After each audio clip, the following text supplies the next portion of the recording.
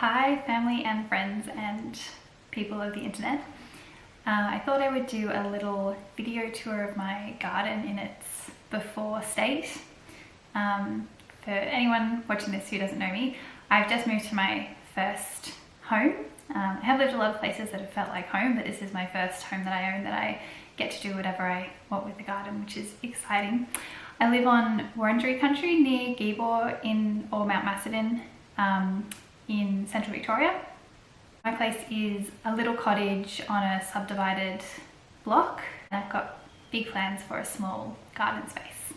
I'll probably do an occasional video tour as I transform the garden, partly to document what I'm doing to the garden, to share with friends and family, and potentially inspire other people to have big dreams for their small gardens as well.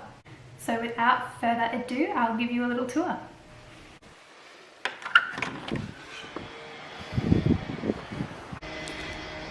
So this is the first part of the garden.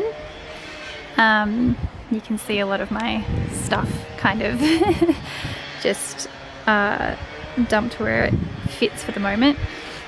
These are all my containers and pots that I brought from my last little courtyard garden. I'm on 190 square meters here, which I think is probably about a 20th of an acre or something like that. So it's small. The house takes up 90 square meters of that. So the garden, once you take the front veranda and the car space away, is probably, yeah, it's probably about 90 square meters as well, which might seem small to some people, but I've just come from an apartment with a courtyard garden that would have been, you know, even a quarter of this again, and I was really only using the kind of, yeah, like the sunniest corner of that garden. So this feels really big for me, and you know, this last summer I grew most of my own fresh veggies in that little garden that I had, that little courtyard. So this feels like a lot of growing space to me. So the first thing that I want to do is take out these pittosporum trees. Pittosporum, you know, is often used as a screening hedge if you kind of keep it in check, but it does grow really fast, which is the reason it gets used for screening a lot. Creates privacy quickly, but it's just creating shade in this garden, so I plan to take that out and put fruit trees in along that bed. In this corner of the garden over here is going to be a chook run, and I'm going to move the fire pit sort of more under the tree. I'll get rid of this slide in the tree house and stuff. I'll probably reuse this timber for the chook house or something else, and give the slide away to someone who's got kids who might use it. I'm going to put in a garden bed along here, and that's going to be the garden bed for my perennials, things like asparagus and berries, and I'll probably also put some annual veggies in there in summer. It probably doesn't get enough light for annual veggies in winter though. Yesterday was the solstice, and it was really the winter solstice, and it's actually really handy moving into a new place at the winter solstice, because I get to see the garden with its lowest light level, so I can see exactly what I'm working with in terms of planning where garden beds are going to go, and you know, where I can grow vegetables and where I can grow shade tolerant plants and that sort of thing. So I've got this big shed here, which is great. It's actually on a concrete slab already. What I want to do though is eventually take that out and replace it with a greenhouse. This is the north side here. You can see how sunny it is. So I'll probably replace that with a greenhouse or a sort of potting shed situation, just to use that light spot a bit better. And I forgot to mention also here under the peppercorn tree, I'll probably have a sort of native garden of shade tolerant things that will survive under the peppercorn tree. I love having this peppercorn tree. She's so beautiful. It creates shade on the west side of the house, which is lovely, and because it's a peppercorn tree, obviously I also get a harvest of peppercorns from it. So coming around this side of the house, this is the north side of the house, so in the southern hemisphere the north side gets the sun. So the previous owner of this house, she did quite a bit of work on this garden. I have seen photos of what it looked like before. So she's put in these veggie beds, which is awesome, and also these natives. Some of these natives I might keep or move because they are great habitat. I've seen some lovely little native birds coming and foraging in the banksia trees here. Definitely if I take them out, I'll make sure that I've got some other habitat for those birds growing before I do that.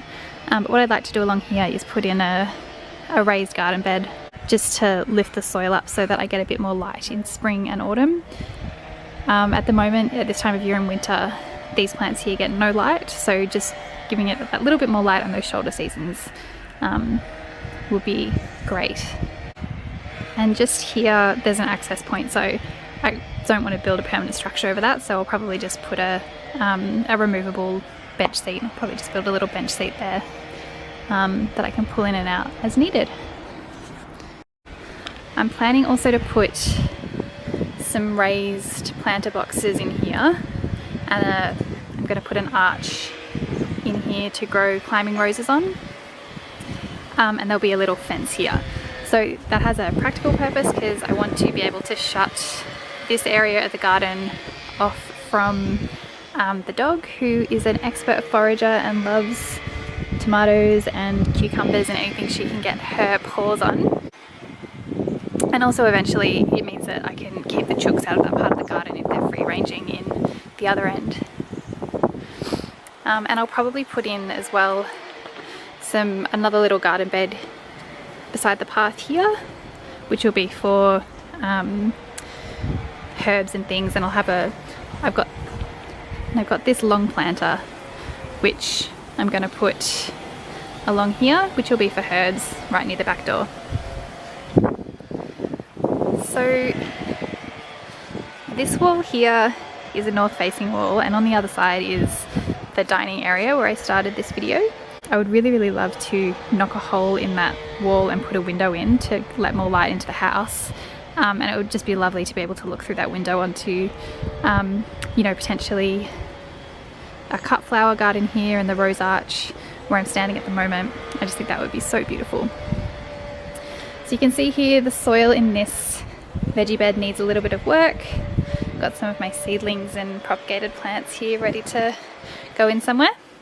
So what I'm going to do with the soil here is add some compost, and I'm also going to put in a green manure crop for the next few months before spring planting begins, and that'll just help rebuild the soil a bit before annual veggies go in. Here I'd really like to put in a trellis arch of some kind. This is my hot water system, and it would be great to have an arch or a trellis, at least something just on this side to screen the hot water system so that you can't see it from the other end of the garden. And obviously that would be really practical for growing peas and things like that on in winter, and climbing things like pumpkins or cucumbers in summer. So this veggie bed here, the soil's actually looking pretty good. It's obviously had compost put on it recently. I've transplanted these kale plants from my last place and added some compost there. These are some, I think they're spring onions that have just got massive that were left behind.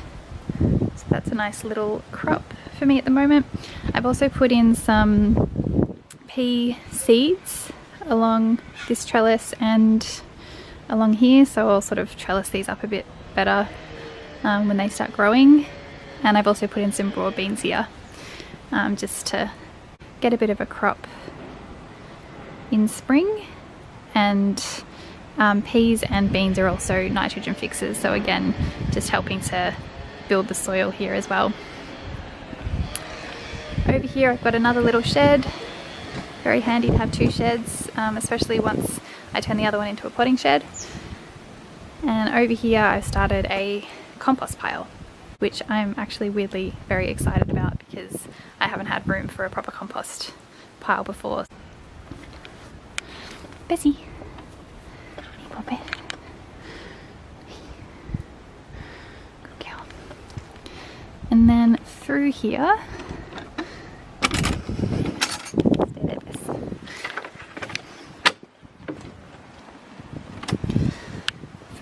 this is my car space here and access to my bins. And this side door here goes to the laundry and through to the kitchen. So very handy access to what will be the more permanent compost area. That compost bin was there already, and this is my worm farm that I brought with me. There's also some great plants established here already. So we've got some sage there, and some oregano just here. And that is a cherry tree and Vietnamese mint as well, which is beautiful. So probably some of those will stay, and I'll just define the garden beds here a bit more and build more of a permanent compost bay structure of some kind. So that was the before tour of my little garden. I'm going to try and do most of the work myself. There are some things that I'll probably get professionals to do, but I am going to try and do as much of it as I can with my own two hands. And I'll also be using organic, permaculture, no dig methods in the garden, so I'll share some of those as I go along as well. I'm starting a permaculture design course in a few weeks.